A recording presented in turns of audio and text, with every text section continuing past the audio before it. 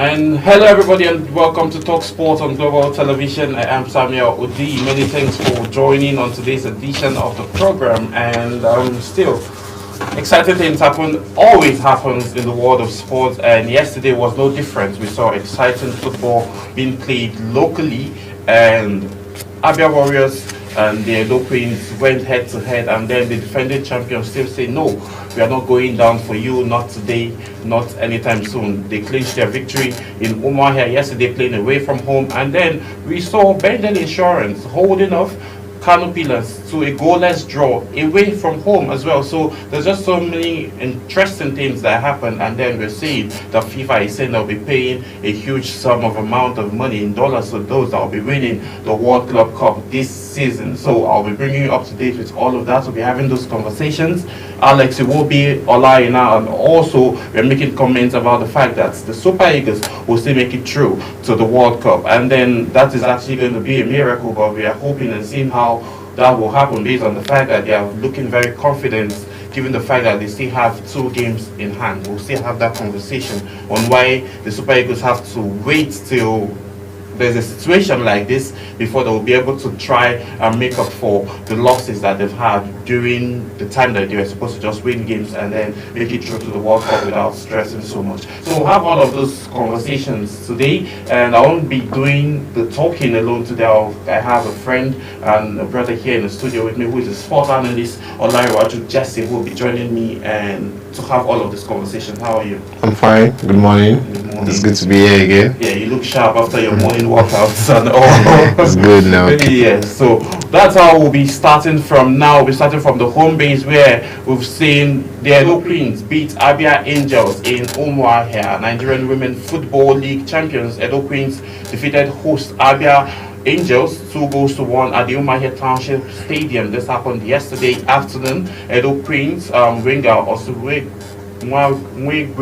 Goodness scored the opening goal in the 35th minute through a penalty kick. The host team came back stronger in the games, but the defending champions banked in the experience towards of Angels attack. They made instructions into the Queen's 18-yard box, but the goalkeeper Ademola Mufara was on hand to save her team's blush. On the resumption of the second half, Edo Queens scored the second goal through Esther Moses in the 61st minute, silencing Abia Angels supporters. However, Abia Angels scored a consolation goal in the 76th minute through a penalty by Lucky Mary to make it 2-1. Looking at the standings now, currently in the Group B.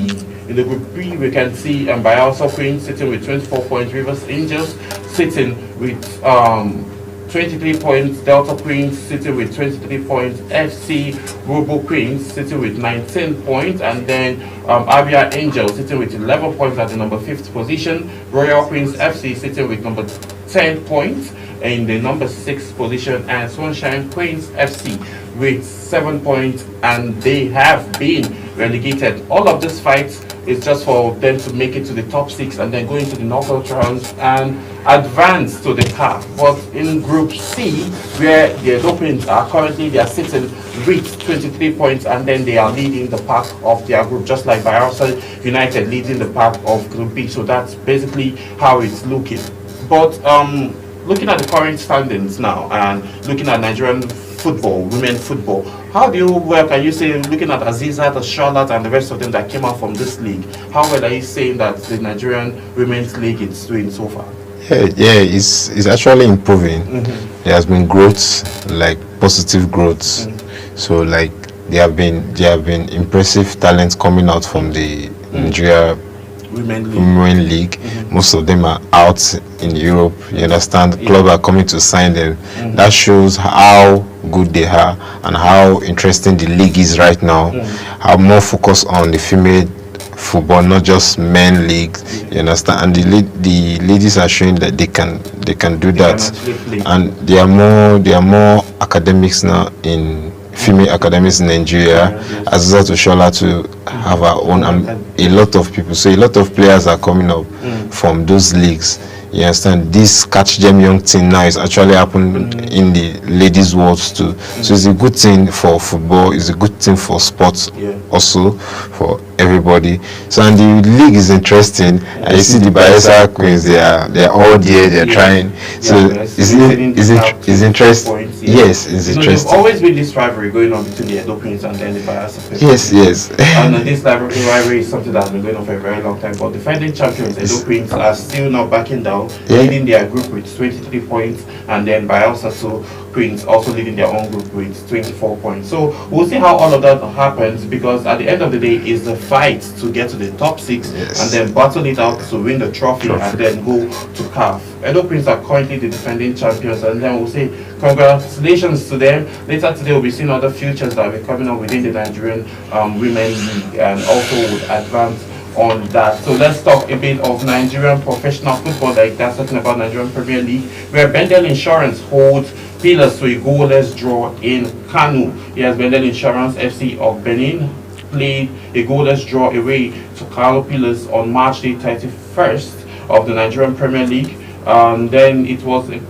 precious points for the Benin Arsenal, who repelled everything thrown at them while also creating a few chances of their own in the game played at the Sani Abacha Stadium in Kano. It was a great game for the visitors, who had lost 1-0 at home in reverse feature at the Samuel Ogbomediam Stadium, Benin. Despite playing away, Insurance were full of confidence, apparently from a 1-goal victory at home against Sunshine Stars last weekend. Insurance were prepared to take their pound of flesh in Kano, but the host gave Insurance no breathing space in the game. But still, they were able to breathe, kept their head above water, and then secured a draw. Let's look at the secure a draw, I beg your pardon, and then went away with the points. So that has, given them a level of boost on the standings of the Nigerian Professional Football League, as we can see.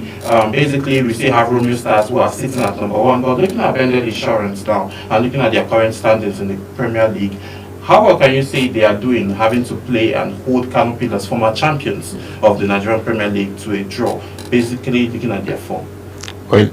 Well, that's to show how the league is. Looking at the current situation we have. Yes. I told you the other time, like the league is more competitive now than before. It's not like it's not competitive. It's just a more intensity. People want to win. You understand? So, and there's not like former champion now. You have to live with that consistency. You have to play to that level, to keep to that level of consistency that you are playing. And that have been Kano Pillars. They have been impressive throughout the season. They have been impressive, and they recruited the likes of Ahmed Musa, experienced player. They have a lot of, and the early day to the experienced player. So Bender Insurance, they showed they want to challenge, and it's a good thing from their home. So it's a good thing they did not lose. Past weekend now they've played 2 games. Just this past weekend they played Sunshine Stars, scoring 1 goal. That's also give them a level of momentum to play in Kano. And then at least looking at the last 2 games, 3 points and then a draw, which is 1 point. That means that's a good thing for them automatically on the Nigerian Premier League currently. But we'll be having more conversations around the next features that will be happening today on the Nigerian Premier League. But before we do that, we'll be going on a quick break. Please do stay with us.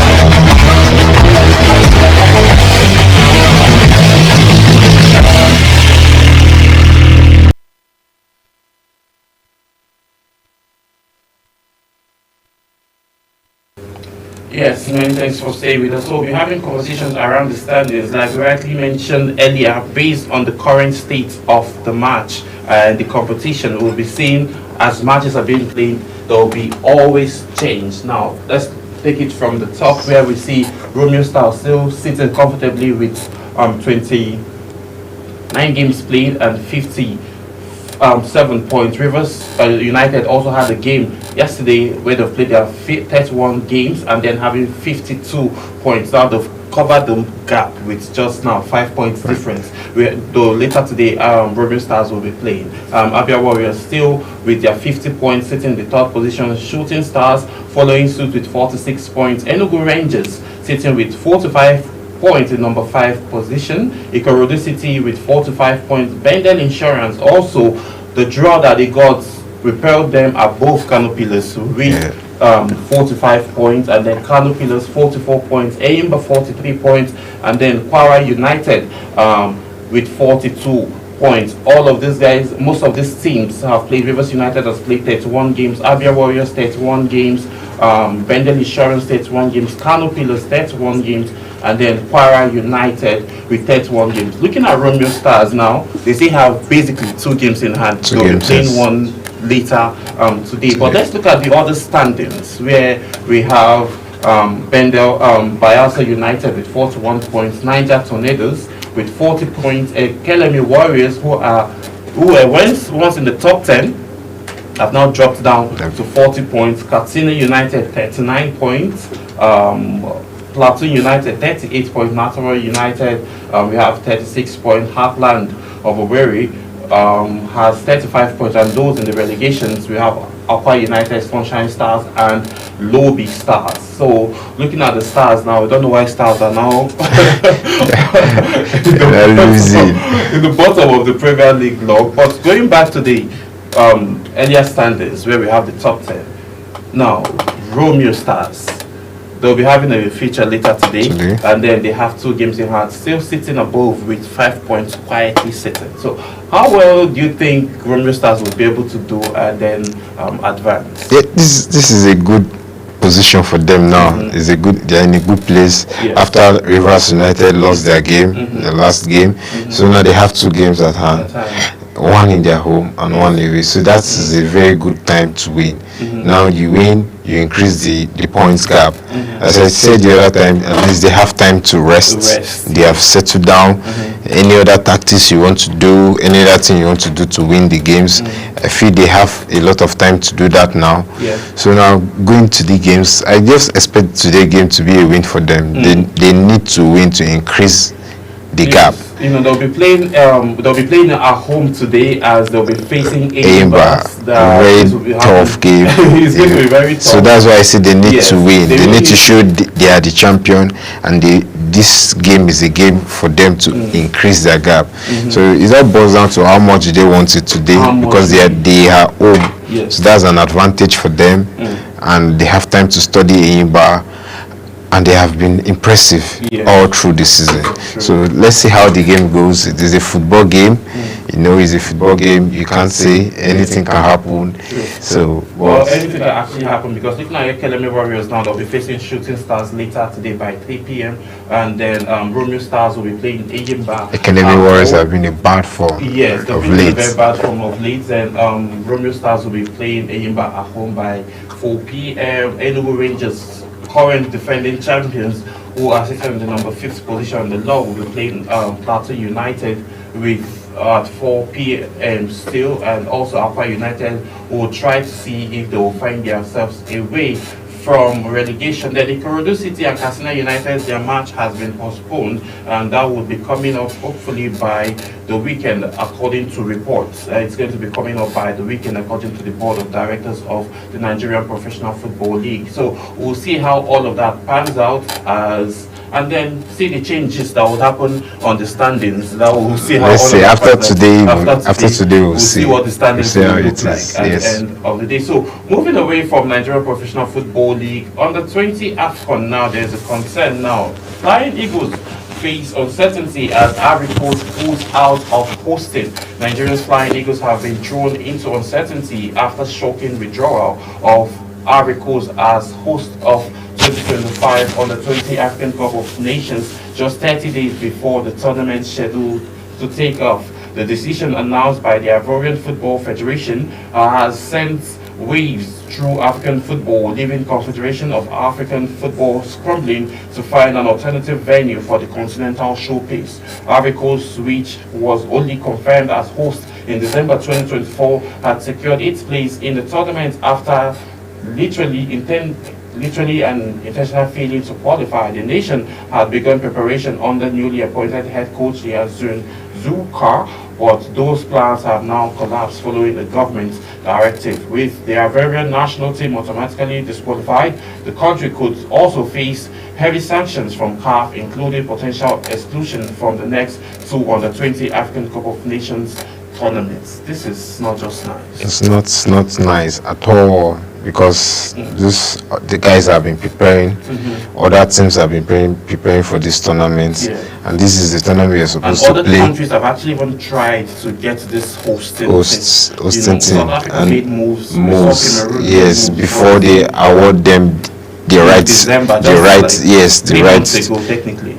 Yes, but still, it still boils down to everything boils down to CAF in preparation and in countries. You should know all these countries that are ready. They have adequate equipment, adequate stadium, adequate good government. Yes, I feel this. It's a government directive. Yes. So you don't know how. How is going in the economy there, and the reasons.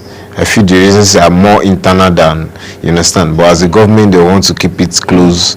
But it's not good for football. It's not good for Africa. It's not good for these young players, because they are eagerly waiting for this tournament. It's the time they want to showcase themselves. This kind of thing sometimes bring down their morale. You understand? So, but I believe CAF will find a way, will look for a country that is going to host the tournament. So I believe there are a lot of countries. So let's see how it's just going to cost more and preparation. Yes, it's an African thing. You just have like 30 more days before the competition starts properly. That's why it's so sad. Coast, just host of AFCON 2024, yes, and then definitely they have the facilities, and that's why I say it's more internal. It's a government thing. And the FA of the Ivory Coast FA, football FA.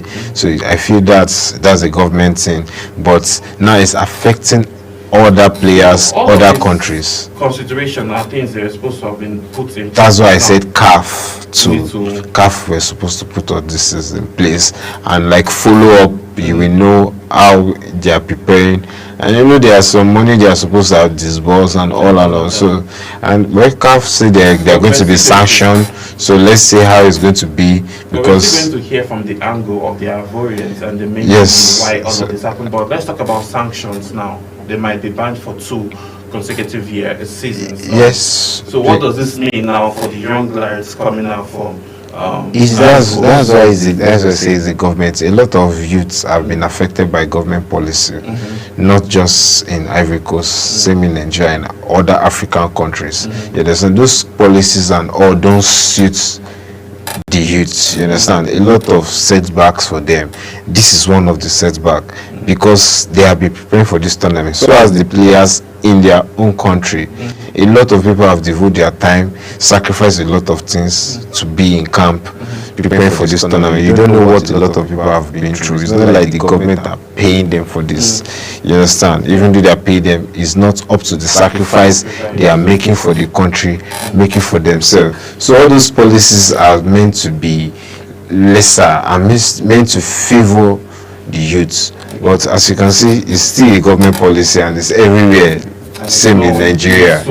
It's not looking so good now. Even though the Ivorian governments will be punished, or the Ivorian FA will be punished, but those that will suffer more around this are the 20-year-olds that will be playing in this competition. Not just in Ivory Coast, but in Nigeria, Cameroon, South Africa. It's going to be a regional thing. So, but let's see how it all pans out in the next couple of days, because 30 days now, it's what's the time that is the window that is available now, or very close. The competition will be moved, which will automatically affect CAF's calendar. It's Which just a whole CAF lot. will not want, Which CAF will not want that to happen. So at all. I see sanctions coming to Africa. So yes, sure. So let's see how Big sanctions coming to Africa. serious. So moving away from that, Aina and Alex Iwobi says they are confident of Nigerians World Cup qualification. This is what they have to say. Now, Super Eagles duo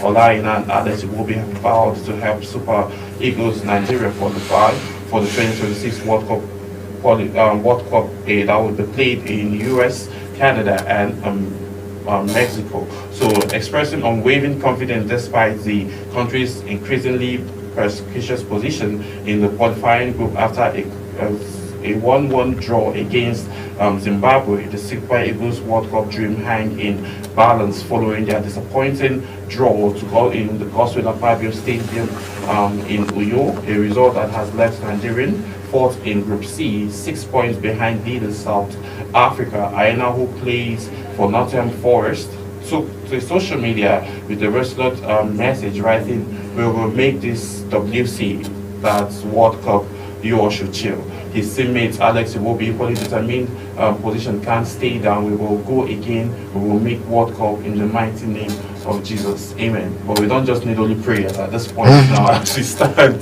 We need work.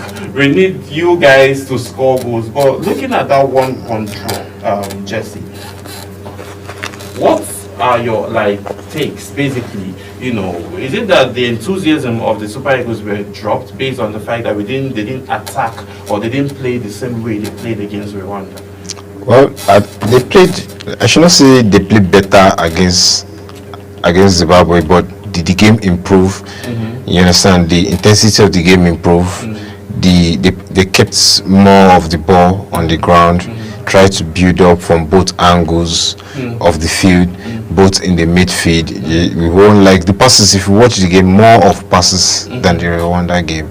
But everything boils down to game management. The approach to the game was nice, but it's not, the game management failed, because in that game you needed 3 points. I said the other day, one goal is a win, 2-0 is a win, 3-0 is a win. In this position we are, because we put ourselves in this position. So in this position we are just supposed to grind.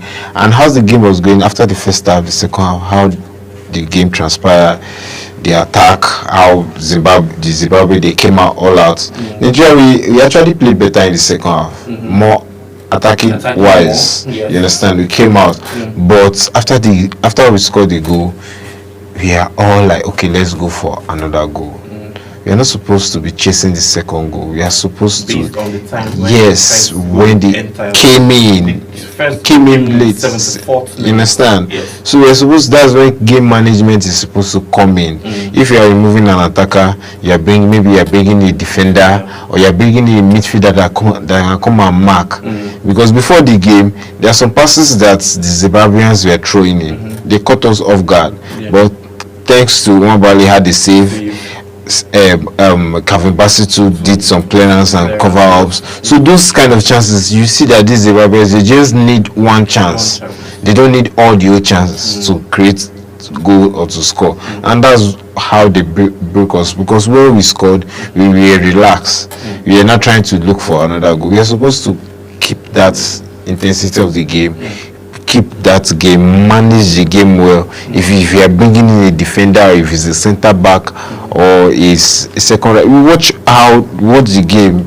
We watch how it's being played. Sometimes you just have to win the game roughly. Just Jose Mourinho style. You don't need to do too much. Play fancy football, don't do too much. You want your 3 points. This game now, this is like a Champions League for us. Yes, true. You understand? That's Champions League mentality. Yes. You need the 3 points and you need to win. So it's all about winning at the end of it. So, but good thing goals. But we are learning. Yes. Let's look at this other angle. Looking at the fact that the goal came in actually very late. Now we have South Africa and then we have Benin Republic. 2 games in hand. Yes, it is a must-win game. It's a must-win game. I don't need to tell the Super Eagles. We all know. the Super Eagles in situations like this, and then they Yes, now find we a are way to qualify. always. This is the approach always, and I don't know why we keep putting ourselves in this position always. Now all of us, our calculators are out, and we are praying these guys to lose, This these one guys to draw, win. if you Yes, lose, our mathematics now have started. People that don't know how to do maths have started doing maths because of football. Because of football, You understand? points. So it's normal, but still we have need to have moved away from this. Yes. This as a Nigerian, and how we play football, how good we are with our talent, with all what we have.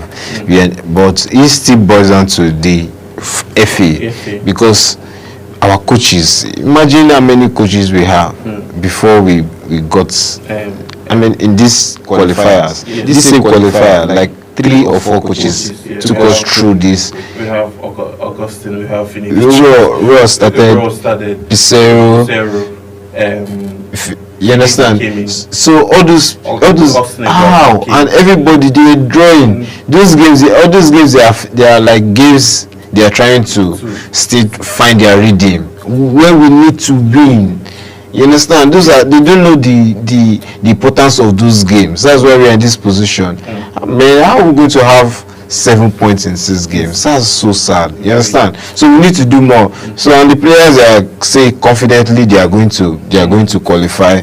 So it's not about talking right now. It's about performing. So I believe putting it, they know the responsibility, they know the challenge at hand, they know that we need to win. So let me leave it to them. Maybe they are going to shock us and give us what we are, the unexpected that we don't expect. Yes. You know, so I know Nigerians, maybe sometimes we want to take the hard way and the fun part, to make everybody to be tense and all. But this World Cup now is because with South Africa, South Africa are a very tough side Very to tough. beat. Despite the fact that They are clear up with 10 points, they'll still want to prove a point because of this Nigerian and South African team. yes, if you see South African have not lost in a very long time. Either they draw or they win. Yeah. That's a very good side. Like that's their mentality is if you cannot win us, We have to play a draw. you will draw. If I cannot win you, same. So that same mentality we need. So but now we need to win them. You understand? And now where we are going to, we are going to South Africa to go and play. So that's a very like that. the situation we Well, put ourselves. Well, let's see. Let's see how it goes. let's see how it Hopefully, turns out. As Alex and Olai now said, they are confident and same as the captain and everybody, so they are confident. Also, Alex Iwobi says in the name of Jesus. As your much as you're praying, please stay healthy and stay informed. So Yes, so you have to be fit. You know, don't be a lazy Christian and say God will do it and then you won't do your part. Do your part, stay healthy. So let's move on. Still talking African World Cup qualifiers facts. Let's look at the top facts and then the charts of what it currently looks like in Africa now currently. Then looking at chart toppers, Salah, that's talking about Mo Salah now, it was prolific for Liverpool scoring. Mohamed Salah has netted regularly in the World Cup qualifying, topping the chart with 6 goals for likely qualifiers for Egypt. The 32-year-old began his bang, netting 4 times in 6-0 match day 1 round of Morocco Gilbert in Seattle, as he also netted in a away match against Guinea-Bissau and Ethiopia. Striker Mohamed Amoru bagged the match 6 hat-trick for Algeria in their 5-1 hamstring of Mozambique in TZ Ozoa, and shares second place with 5 goals with 5 others. Shockers. Now the shockers that have happened so far is in Group C, where Nigeria is. Group C consists of South Africa, Rwanda, Benin Republic, Nigeria, Lutus, and Zimbabwe, and it has produced the most shockers so far. Nigeria will always be in this competition. Lutus forced a draw in Nigeria. Host Rwanda adapted much better to retrain the structure pitch to South Africa, and then middleweight Benin came from behind to defeat Nigeria. There was another unexpected result in the section this week where Rwanda Chiwanda scored in added time to snatch a 1-1 draw for Zimbabwe in Nigeria. So the whole shockers actually happened with Nigeria, because Nigeria has been in a position where they are never supposed to lose or even get a draw with countries like Benin Republic, Zimbabwe, Lesotho. Lesotho. We are like giant of Africa. Like, we need to prove that we are giant of Africa. We need to be winning these kind of games.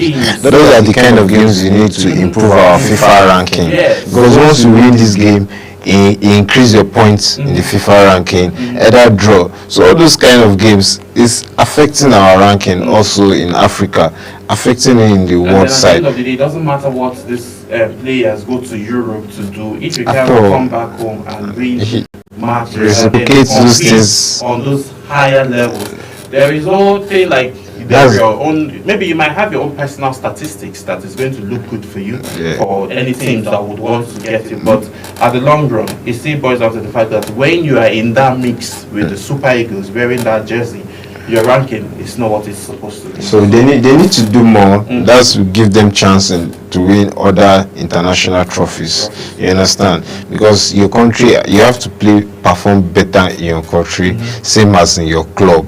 You understand? Put those two awards, those two improvements, those two games, put you in a good position to go for trophies. The Ballon d'Or, the CAF, that's the same as Lookman. That's why I put him in a very good position.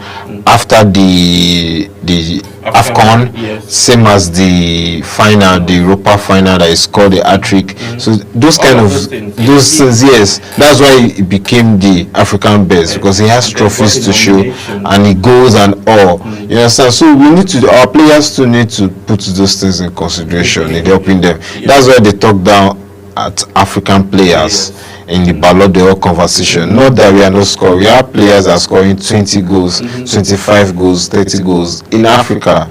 Outside Africa too, both goals and assists, they are helping us. The Musala, the Victor Osimhen, the Lookman, a lot of them, you understand? But now they're not putting them in those conversations, world best, because just their country, they are performing in their country. So they need to still perform in their country and perform in their club also, and that's there will be a balance. And Mohamed Salah have been showing that he has been scoring in this country. This qualifiers is the highest goal scorer.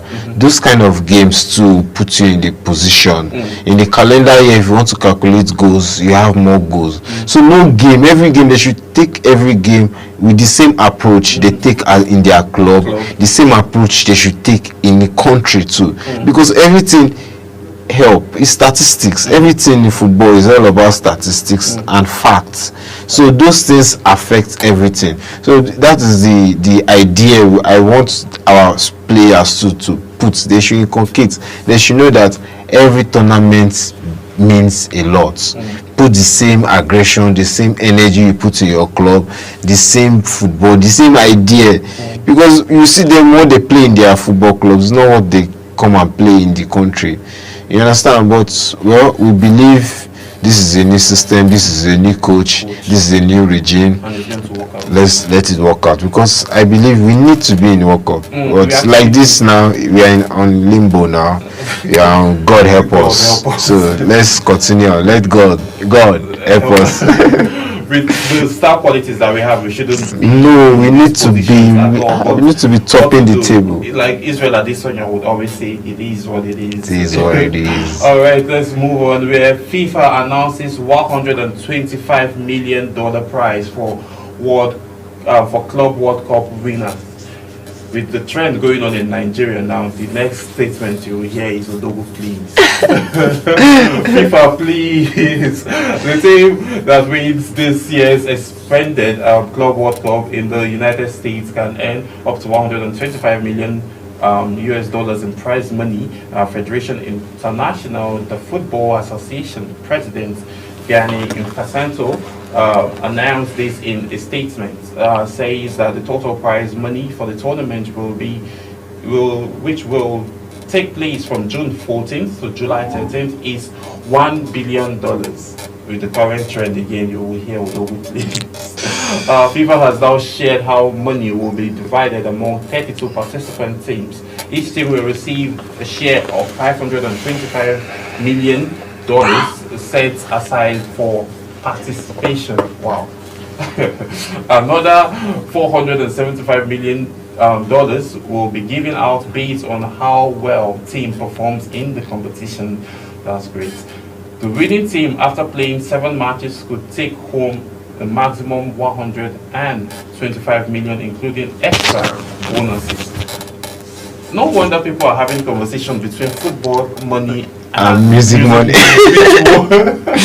Money plenty. Which one is more? Well, this is just interesting, actually, coming from FIFA. Participation money is even higher than the prize money. Yes, that's like and then you don't need to win to have money. To win. Now I see why teams have to fight. That's why you need to qualify to be in that position, because as you win games, you increase your rank and you increase the competition money. Yes. Same as in all those competitions. After qualifying from the round 16 to the quarterfinal, there's a particular amount you get from quarterfinal to semi-final. Particular amount to the final, yes. And the final, you understand, just like boxing. If you lose the game, if you lose, you that you lose to at the UFC, you that you lose to, they will still give you money that you lost. So that's how it is. So it's a win-win case. But when you win, you have more and then more bonuses and all. So it's a good thing for the team. At least every team now wants to play, every team wants to win, they want to be in Europe. That's why the Champions League is more interesting, same as the Europa, the Conference League. So and now they have tried to expand it. You understand? Football is the global thing. Yeah. So that's why the prize money is big, because a lot of countries have money, they invest more in sports. So if they are investing more in sports, so if they are going for competitive, this kind of competition, you understand, so there should be a very good amount of money that will boost their morale to perform well. So it's a good thing for FIFA. Football money now, FIFA, there's a lot of money, the viewing, a lot of people. FIFA even generates more too. You understand? Just like, you understand? It generates more. FIFA based on what they have. So let's get the conversation going, moving away from football.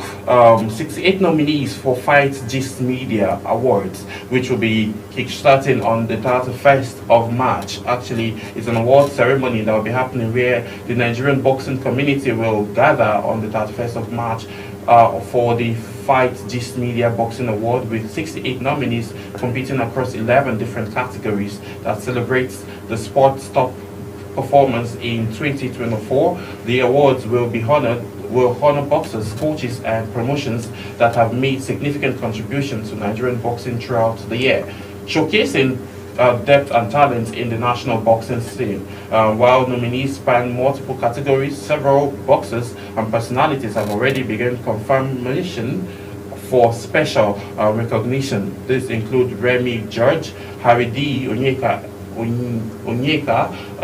Eden Ayegbemi, and Chuks Wachia for their outstanding contribution to the sport. So looking at all of this now, sporting at boxing is evolving, and then we are seeing significant growth, and we saw that come on the 18th of next month, Adewale will be defending his lightweight WBO belt here in Nigeria, and that will be happening in Victoria's Island, Lagos. So all of these nominations now and this award ceremony is actually something very interesting that would be happening, and then we hope that it also creates more room and creates more avenues for more young talents to come into the world of boxing. Then still talking boxing, Anthony Joshua says that no, not him, Eden Hard says that Anthony Joshua is in his final year of his career. Looking at what the promoter said, Eden Hard has confirmed that Anthony Joshua is entering the final year of his illustrious boxing career, with plans to potentially engage in 1 to 3 more fights before retiring from professional heavyweight boxing. Speaking exclusively to newsmen, Hard revealed that Joshua's Joshua is carefully planning the concluding chapter of his career with potential high-profile matchups against Daniel Davis, Tyson Fury, or Joseph Parker under consideration. Two-time world heavyweight champion is currently recovering from a minor injury strain after a fifth-round knockout loss to Daniel at Wembley in September of 2024. Looking at how Anthony Joshua has been so far, do you think it's time for him to call it quits? Well, at stands now, he still have three. He said he still want to fight like three more games. So that three big matches can come in 4 years, in the span of 4 years or 3 years. So, but still, he knows his body well. And coming out from his camp, I feel there have been a discussion, and it's not easy. He has shown he's a very good boxer, two-time heavyweight champion. He has tried, and he's still doing that, and he's a fighter. That's the good thing about him. He come back after any defeat. He comes back, show he has strength. It's not how you challenge, it's how you respond, and he has been a very good fighter. He has showed that he's a good. So, well, this is the boxing is different from football, and it takes a lot because of the brain injury and all, both the physical injury that affects the body. So if you say you want to retire, we can't fault him. You understand? But he has shown, but still he still needs to win for us, you understand, not just for him, you understand, because I'm a fan of Anthony Joshua, so I still believe he's a very good boxer. He still have that strength, he still have everything in him to fight, to challenge. But if you say you want to retire anytime, if he's considering it, well, you can't fault him. Basically, because of the body. Wanted to fight more persons, but they are just more. They are more to life. They are more to life than injured now, trying to recover and get. So we'll see how all of those, will play out as he says he's getting ready to retire. Talks are ongoing now that officially Barcelona have begun contact and they're making reaches to the management of Atlanta and the agent of Ademola Lookman for trying to get the African Man of the Year, Player of the Year signature for him to come and participate and be a member of Barcelona, a team player with Barcelona. Do you think you see this happening? Do you think Atlanta would want Lookman to go now that he's on this current form? Well, right now it does not. It still depends on Atlanta. Still, depends on Lookman and his camp. Same as Barcelona. If Barcelona really needs him, if the right money, because I believe he has a buyout clause. There's a clause to every player. You understand? If Barcelona can match it, and if Ademola Lookman is okay to move, it's a good thing for his career. Moving from Atlanta to Barcelona, Barcelona is a very good team, a very big club. They have shown that in recent years. You understand? So it's like an upgrade in my own eyes. It's an upgrade. You understand? Club-wise, trophy-wise, you understand? And how they are performing now. So it still depends on Lookman. If you see the right fit in his eyes to move, and if Barcelona can, Barcelona structure, they have their way structure now. They're trying to balance their books. They need to sell some players to buy players and all. So those other things comes in play anytime Barcelona want to buy players. But still, they have shown if they want to make a deal done, they can make a deal done. So if his deal is good, if the report is right, it's a good thing for Lookman, a good thing for Nigeria, because I know he's going to perform with the kind of squad now. Hansi Flick, that's the coach of Barcelona have now, and his experience, what he has done in Germany. With all the experience and how he operates with wingers, because he like playing more from the wings. You see the Lamar, the Rafinha, all those players now. So adding Lookman to the frame is going to be like a very good attacking threat, because they are chasing Real Madrid now and Atletico Madrid, and Madrid are trying to sign players. They're still signing same. So it's a good thing for Lookman if he sees the fit to move. It's a good thing for him and a good thing for Nigeria. At the end of the day, it's actually going, because we have ex-Nigerian players who have also played in Barcelona and in Spain. So we've seen a whole lot of that. So Manuel Amunike played for Barcelona, and during his time he scored, and that Nigerian flair was brought into the mix of Barcelona. But at the end of the day, if Atlanta are willing to let him go, and then if Barcelona obviously are going to look to release the classman, then I think for me, from my own perspective, I think it's going to be a good move for him, and he is closer to winning a Champions League with Barcelona than with Atlanta. That's yes, fact. respectively. So this is how much time will permit us to, have today's edition of Talk Sports, and I want to say a very big thank you to Olaiwaju Jesse for coming through and for giving us your depth analysis.